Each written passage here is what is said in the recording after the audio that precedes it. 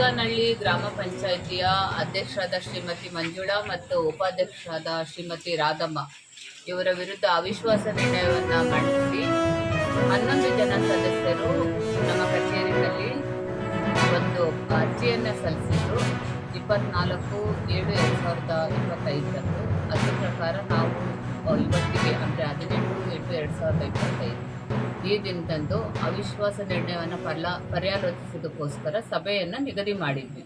ಅದ್ರ ಪ್ರಕಾರ 3 ಗಂಟೆಗೆ ಸಭೆ ಆರಂಭ ಆಯಿತು. 11 ಜನ ಸದಸ್ಯರು ಹಾಜರಿದ್ದರು. ಫೋರಂ ಕಂಪ್ಲೀಟ್ ಇದ್ದಿದ್ದರಿಂದ ಸಭೆಯನ್ನು ಆರಂಭ ಮಾಡಿದ್ದೀವಿ. 19 ಜನ ಸದಸ್ಯರನ್ನು ಹೊಂದಿರತಕ್ಕಂಥದ್ದು ಕೇತಗನಹಳ್ಳಿಯ ಗ್ರಾಮ ಪಂಚಾಯಿತಿ.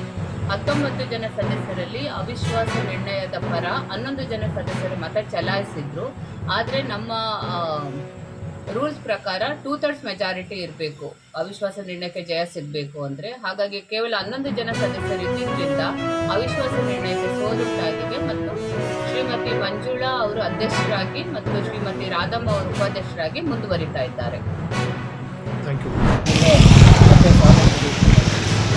ಇವಾಗ ಏನಾಗಿದೆ ಅಂದರೆ 100ಕ್ಕೆ ಕೋಟೆ ಕೊಡ್ತಾ ಇರ್ತಾರೆ, 100ಕ್ಕೆ 10 ಜನ ಲೆಕ್ಕ ಬೇಕಾಗ್ತಾರೆ. ಇನ್ನು 90 ಜನ ನಾವು ಈ ಕಲಿಸಿದ್ದೀವಿ. ದಯವಿಟ್ಟು ಯಾಕಂದರೆ ನಾವು 10 ಜನ ಹೋಗಿ ಏನಿದಲ್ಲ ಈಗ ಏನು ಮಾಡ್ತಾರಂದರೆ ಅದೇನು ಹೇಳ್ತಾರಲ್ಲ ಹಳೆಯ ಗಾಡಿ ಅಂತ ಹೇಳ್ತಾರೆ, ಆ ಥರ ಹಳೆಯ ಇದನ್ನೇ ಇದು ಮಾಡಿಬಿಡ್ತಾರೆ. ಈಗ ಬೆಳೆ ಪ್ರೆಸೆಂಟ್ ಏನಾಗಿದೆ, ಟೊಮಾಟೊ ಏನಿದೆ ಅದಕ್ಕೆ ಅದ್ರ ಜೊತೆಗೆ ಈ ತೋಟಗಾರಿಕೆ ಮತ್ತು ಕೃಷಿ ಬೆಳೆಗಳಿಗೆ ಸಂಬಂಧಪಟ್ಟಂತೆ ರಾಜಕಾಲದಲ್ಲಿ ನೀರು ಇರ್ತಾರೆ, ಅದರಿಂದ ಬೆಳೆ ನಷ್ಟ ಆಗ್ತದೆ. ಈ ಕಡೆಯಿಂದ ಒಂದು ತಂದೆ